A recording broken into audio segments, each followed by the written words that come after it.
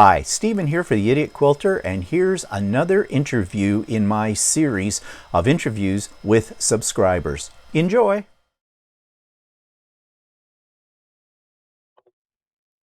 So, hello everybody, it's Stephen here for the Idiot Quilter, and I have another fascinating interview with a fascinating individual, and this is Brandy from 100 Proof Quilter. Is it 100 Proof Quilter? Is that your YouTube channel name, or is it the other one that I have it actually up here on my screen, My Quilting Corner?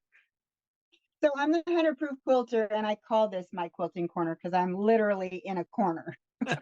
Okay, and we're going to talk about your corner in a few minutes as well, but that's great. So, Brandy, can you just now I have not said your last name because I'm not sure how to say it. So, if you wouldn't mind telling us how you say your last name and where you are located, roughly. Okay. So it's Tsonetokoy-Burns. So I kept my maiden name when I got married and hyphenated. And I'm in Oklahoma City, and the Kiowa comes from the last name is from the Kiowa tribe out of Carnegie, Oklahoma. I'm Kiowa Indian.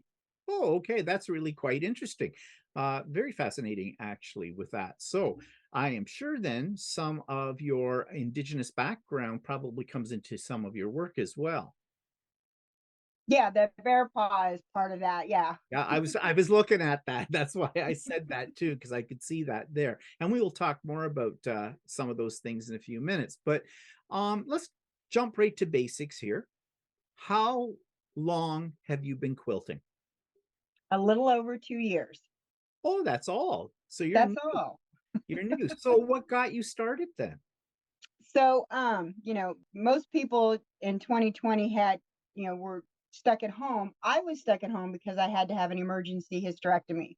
Oh, And my husband's mother had passed away, and her sewing machine was in the garage. And I had asked him, I said, you know what?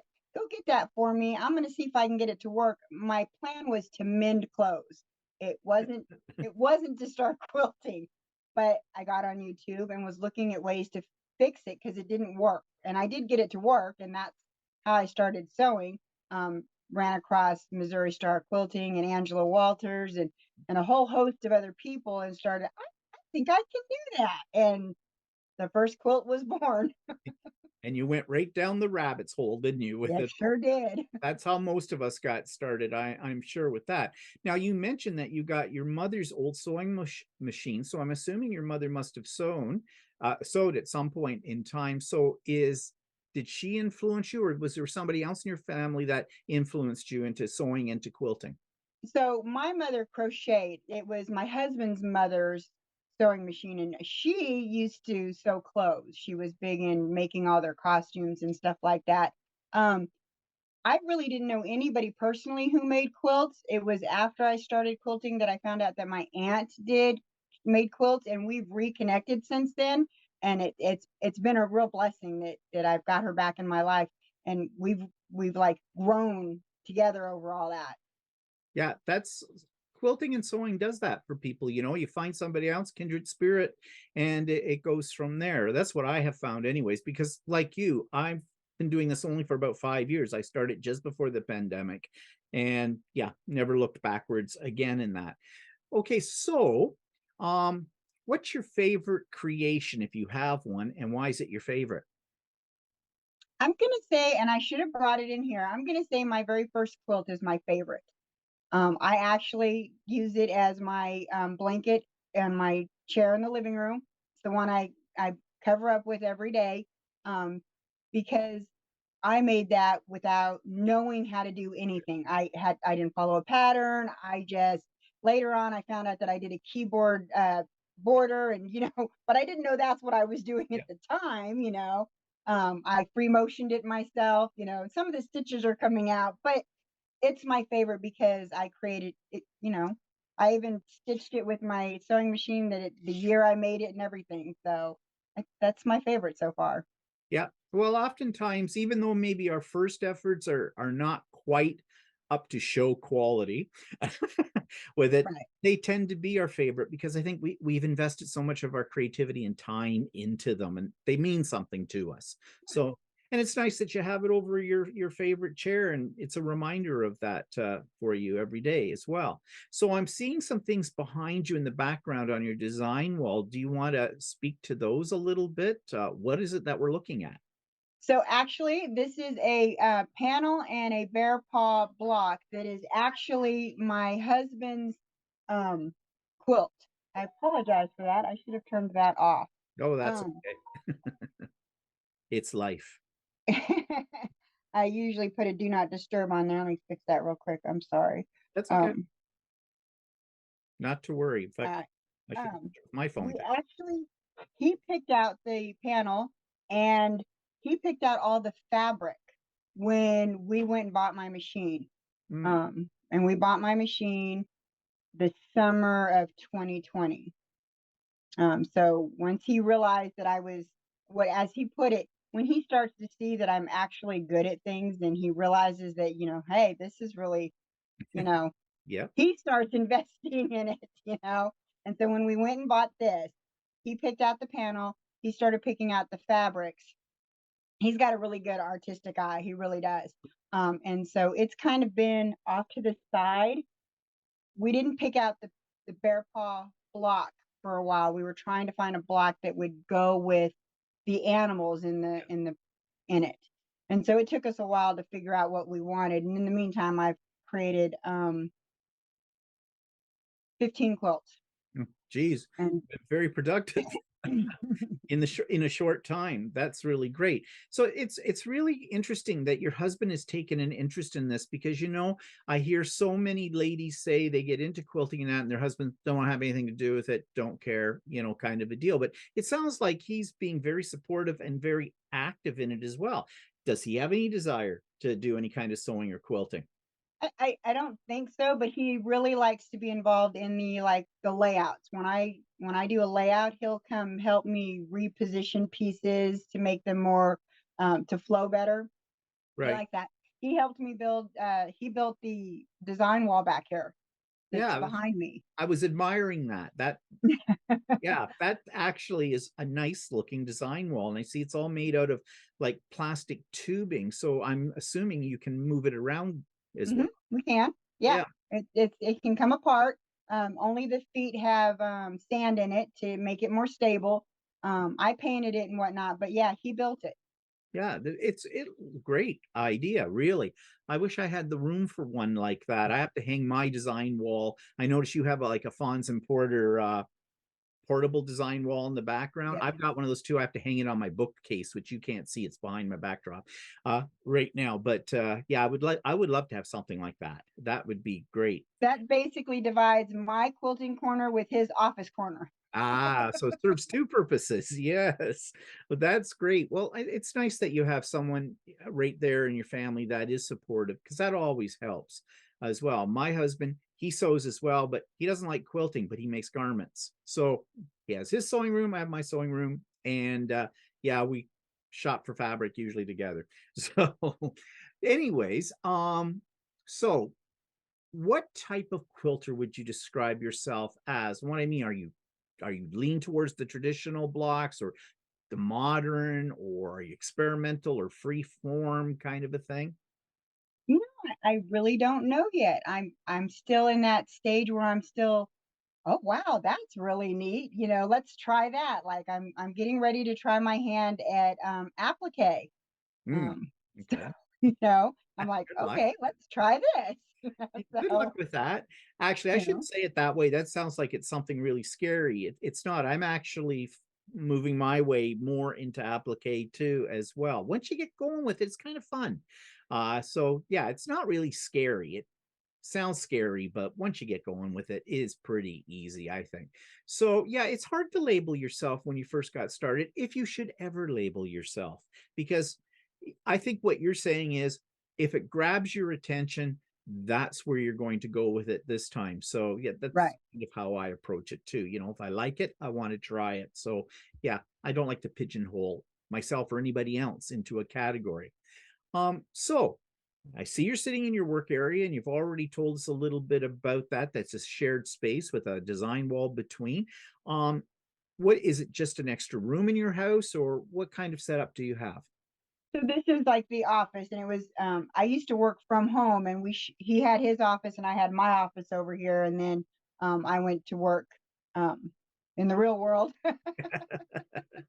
And then this corner just sat for the longest time. And then we revamped it. So we have our bedroom, we have a spare bedroom because we're empty nesters, all the kids are gone. Right. And so this is our office. And I was going to take over the spare bedroom, but we kind of want to keep that as the spare bedroom. We do have grandchildren that come over and whatnot. So, Right. So, well, it's, you can almost find any space in your home if you really want to that you can make into your own sewing room. But it's nice to have a more dedicated area, I find, because you can leave your stuff out. If you're doing it on your dining room table or your kitchen table, you kind of might need those at some point. So you got to pile up your stuff with that. So yeah, it's nice to have your own space with it. So what's your favorite tool or technique? Something my you can't live favorite without. tool. So, I use this all the time. My seam guide, because especially when I do my lives, because I have to mark my triangles, because I won't be paying attention. I'll be like, oh, oh, But if I've got my little line there, I can look up and then I can look back down and still stay on track. Yes, for sure. So it's my favorite. Now, what kind of sewing machine do you have? I have a Fox Quilt Ambition 630. Okay, nice machine with that. And that's not the machine that your mother-in-law had. No, the one that I learned on is one of those yellow Kenmore 1960, Yeah. just a zigzag stitch is And and I keep it right over here. And my husband he made a joke when we got this. So you're getting rid of that? I'm like, no. no, Not only was it your mother's forever, but I learned how to sew on that. That's not going anywhere. yeah. And I mean, it's rare to find somebody who's been doing any quilting for any length of time that only has one machine. you I know, keep trying to tell him that. yeah. No, that people don't understand who are not quilters that yes, we need more than one machine. We do for sure. We have 8 in our house. So Right. I just recently got a serger, and he was like, so now you have 3. And I'm like, well, that's not quite the same. yeah, that's right. It does different things. That's right. Right. Yeah, for sure. So do you have a technique though? Or now you're pretty new to this, so you're probably still experimenting and trying to figure out what works for you and that kind of thing. But is there a technique or even a block, say a type of block style that you lean towards? For me, anything with a star in it, I lean towards. So I love anything with half square triangles. I really gravitate towards half, because they're so versatile. You can and I can I've noticed that I can break down a block. I can see a block now, and I think it's because I was scared to follow patterns for the longest time, because I didn't start out following patterns. I can see a block and I can actually break it down now. And so I noticed that recently. I was like, oh, I could do that block. Yep. And I think So that yeah, comes with anything with practice. half square triangles. Yeah. Yeah, I like half square triangles too. In fact, when I first got into quilting, it was trial by fire because I had a quilt pattern. I had to make 300 half square triangles. And I'm telling you, after that, making half square triangles, a breeze after that. So that takes me then to, if you had all the money in the world, money's no object here, is there a piece of equipment you would invest in? I would love to get a long arm. I That's really would. number I one. don't particularly have the space, Mhm. but I have told my husband, I joke all the time anytime we drive by those storage sheds that look like little mini cabins. I Yeah, always tell him, "Quilt studio." yeah. It's She did. like that's what I tell him every time we drive by. Quilt studio. Now, Yeah. when you quilt, then I'm assuming you're doing it all on your domestic machine, or do you Mhm. send it out? No, so No, you do I it do yourself. everything on my yeah. Yeah, that's a good thing. I just recently got a long arm, and yes, I love my long arm, but yes, space. So basically, I had to clean out my husband's workshop, and that's where it is now. Well, he still has part of a workshop in there, but yeah, they are, but they're a whole nother world. along Right. too with it, but as well. But yeah, I think everybody, I think most quilters want a long arm, you know. Only two things stopping us: price and a space for it. That's it. I mean, if we had the money for it, we'd probably find the space. At least that's what I did. If we had the money for it, we could probably, figure out a way to make the space. Yeah. Yeah. In addition to your house, no big deal. Yep, it's fine. So that takes me then to have you I know you haven't been at this very long, so have you had an opportunity to join an in-person group or design team or a guild or anything like that? So I do belong to the American Sewing Guild. And I went to that because it's a long story, but I used to sell Mary Kay with a friend of mine. And when she realized I started quilting, she was like, I quilt too. She was like, and I'm part of this guild. Come to a meeting. And so I went to a meeting and I was like, this is really cool. And so then we went to our first sewing retreat, and there are so many different people there. There's people that are making clothes, and people, there are just so many different, you learn so much going to one of those, because there's not just people that are quilting. Yeah. And so I watched somebody make their first outfit, and they cried, and it was amazing. So yeah, I got my first name tag the other day. It was sitting there when I went to the meeting, my name tag was there, and I was like, oh, Yeah. I'm official. You've arrived. You have arrived Right. when you have the name tag. And so, yeah, well, the one thing about guilds too, in-person guilds, or a lot of guilds because of COVID went to Zoom, and that's how they're doing them now, even though they could go back to in-person. But I found with the guild I belong to, I learned so much. And guilds can be very, very supportive. Or if you've got a problem, you say, well, I don't know how to fix this. You'll get 20 different answers on how to do that as well. So they're a valuable resource. But how do you feel about, or have you had any experience with online, like Zoom type formats for like maybe classes or Not yet. Now, recently, I live in Oklahoma City, but I live at the far end of Oklahoma City, closer to some of the smaller places. And most of the classes are taught at the bigger the quilt shops further away. One of them just built a store over by me, and they offer classes and stuff. So I'm kind of excited about actually attending one, because I haven't yet gone to a class. So I'm kind of excited about doing something like that. yeah, classes are I take classes all the time, and mainly because I like them for the social element, you know. Um, and also I look for classes now that challenge me. You know, you're talking about applique. Well, actually, that's one class that I'm going to be taking very soon, where a lot of the quilt is applique. I'm a little frightened by that, but you know, got to get out of your comfort zone or you'll stagnate. At least that's what I believe. So, this is going to ask you next. So, yeah, so you're saying this store is going to be very close to you. So, where do you get your supplies? And do you primarily go to brick and mortar stores, or do you do some shopping online? So I do a little bit of both. It just depends. This When I got my sewing machine, the store is actually an hour and a half away. Mm. So when we go, my husband and I kind of make a weekend day thing of it. We make a trip of it. So when I plan on buying a large purchase of stuff, when I'm going to get a large amount of fabric, I like to look at the fabric. Yeah. It's occasionally I'll look on So Yeah and see what they got going on, and sometimes I'll get fabric from there.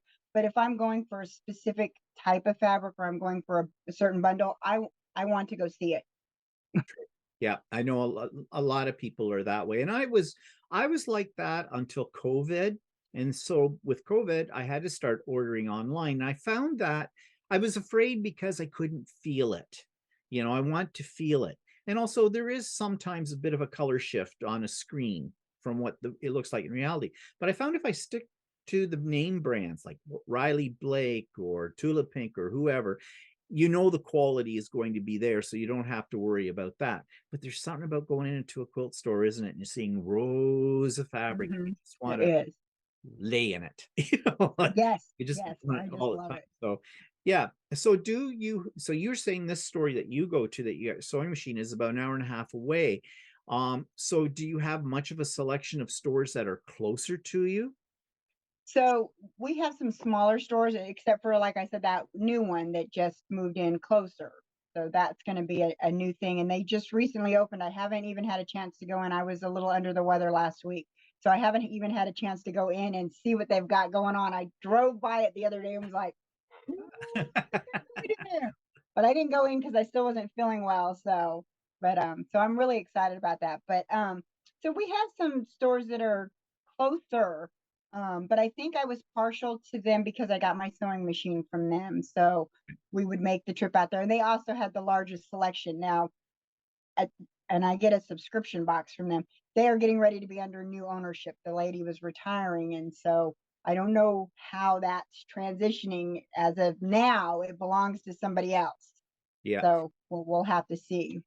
And it's nice to establish sort of a relationship with the store that you go to most regularly, because they know, they get to know you and your style and that, and they can usually direct you in the right direction, especially when they're getting new fabrics in or something like that. I mean, I know my store is a big enabler. I walk in and they go, "Oh, have you seen this? Have you seen that? Have you seen that?" And I go in for a couple of meters, I come out with a whole carload.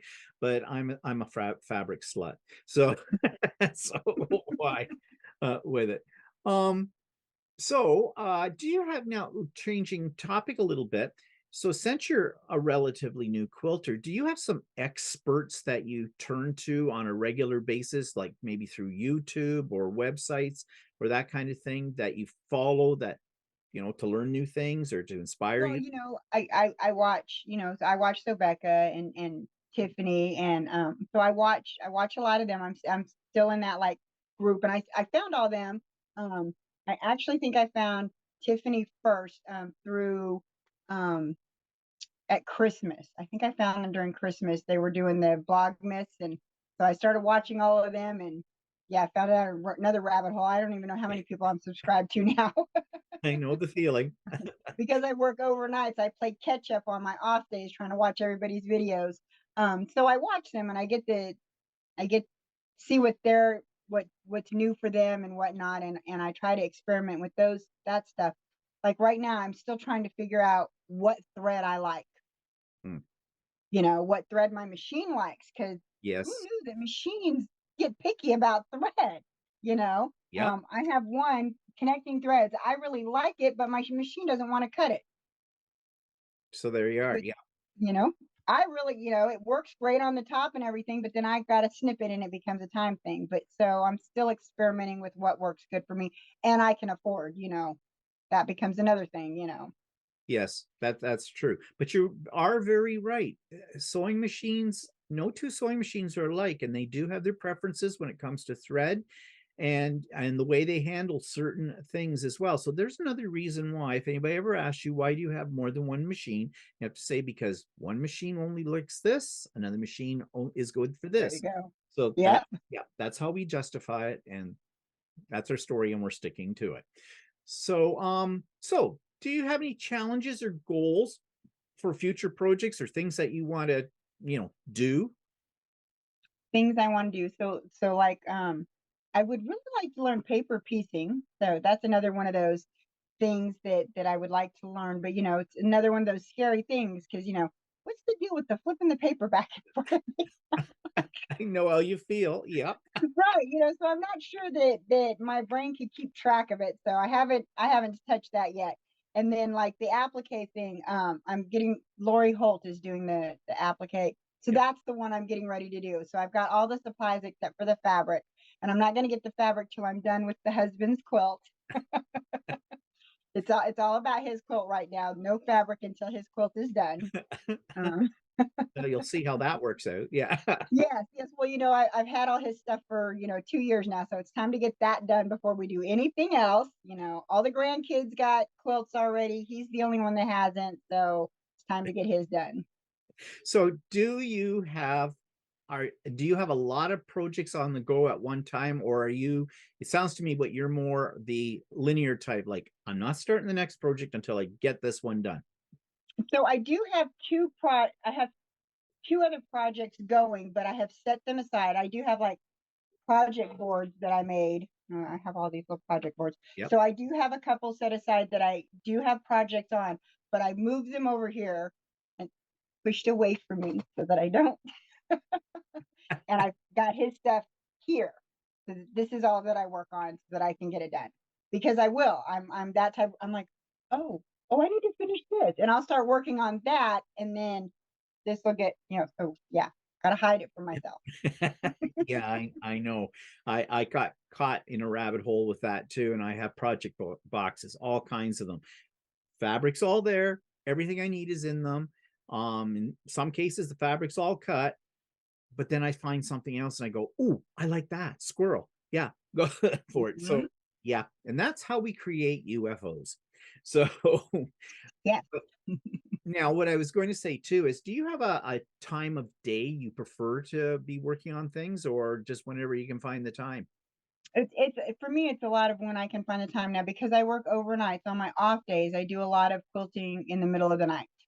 Other than that, I get a lot done on Thursdays after my live. I will keep quilting for a little while when I'm done and I get off there just because I'm already here and I'm already in the motion of doing things. So I'll like pop on whoever's live next. I think Donna's on after me and I'll just, you know, watch her live and keep going until and then I'm like, all right, now it's time for bed. Yeah, yeah, I know. I'm more of a morning person. By about the middle of the afternoon, I need a nap, but that's because I'm old. But and it works that way.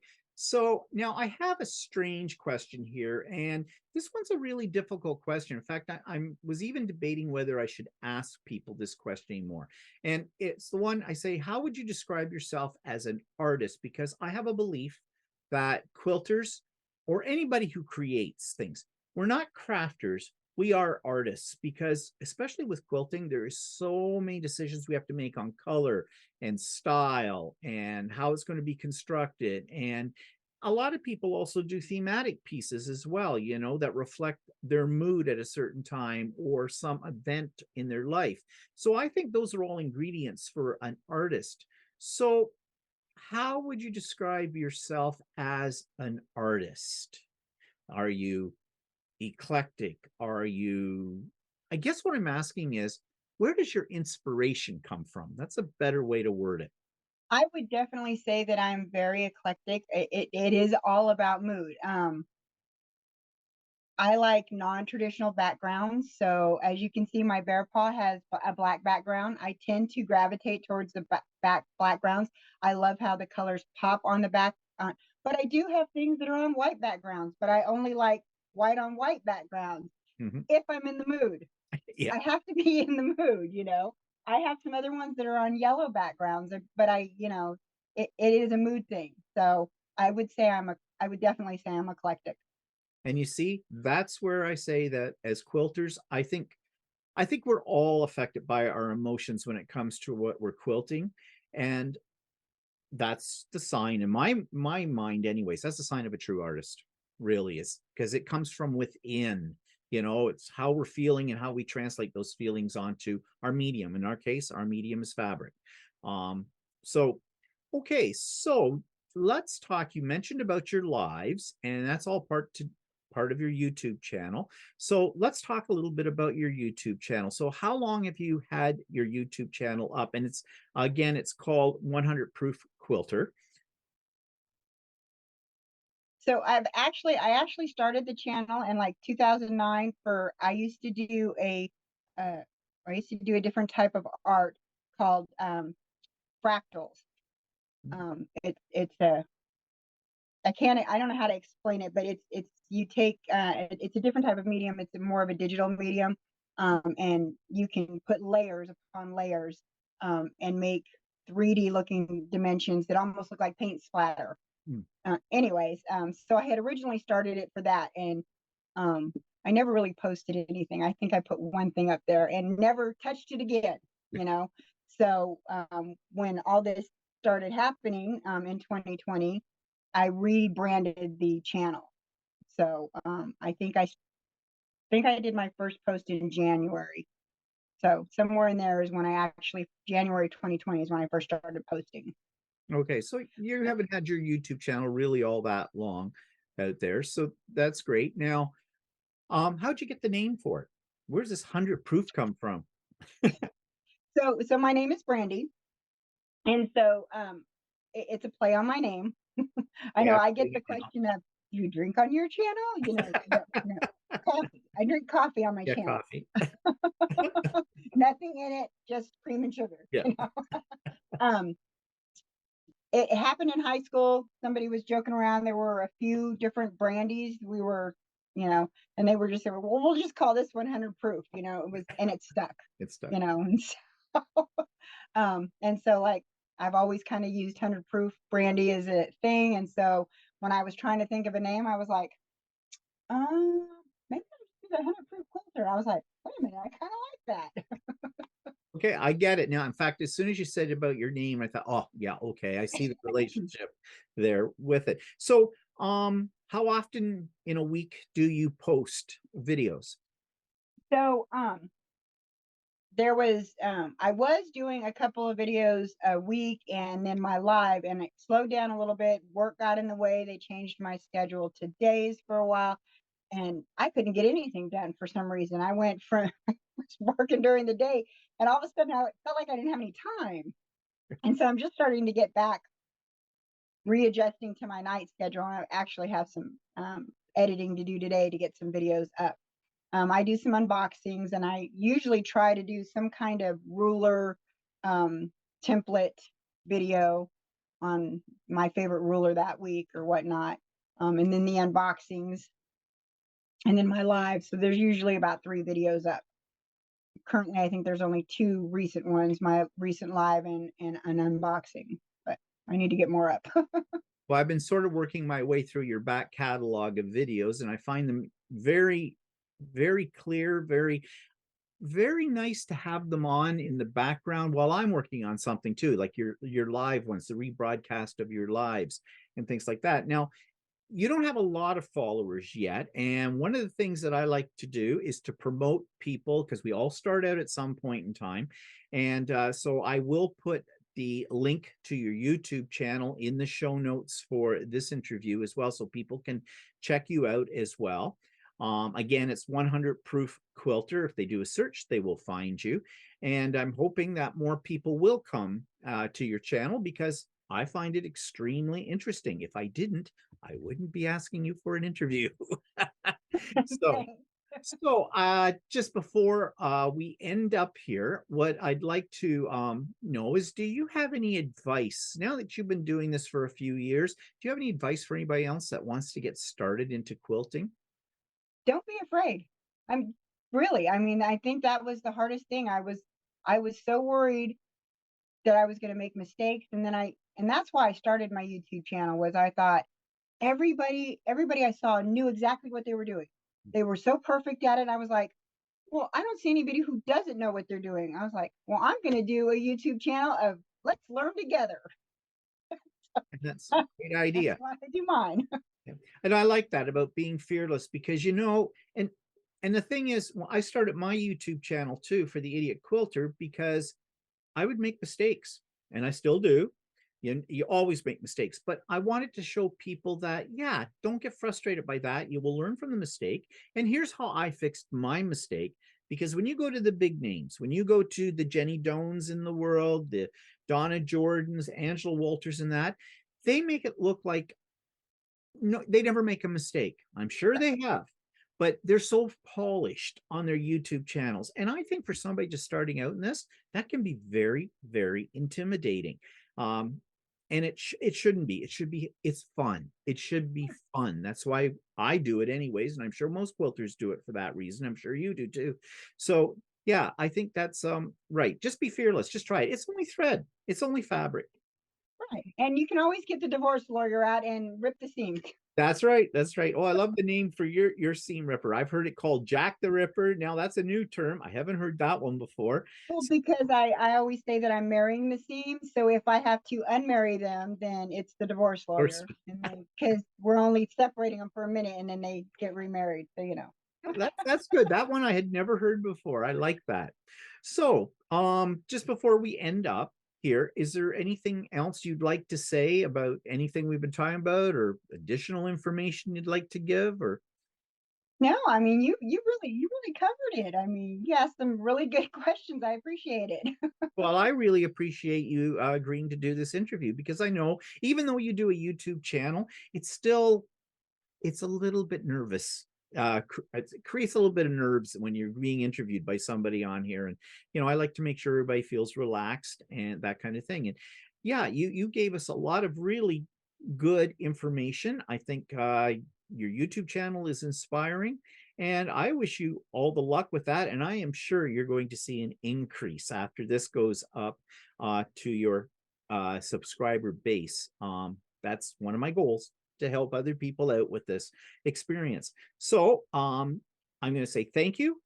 And I'm going to let you go, but do stay on the line after I turn off the recording. And yeah, thank you so much, Brandy. This has been just excellent. Thank you. We'll talk to you again soon, I hope. Bye bye for Okay. now.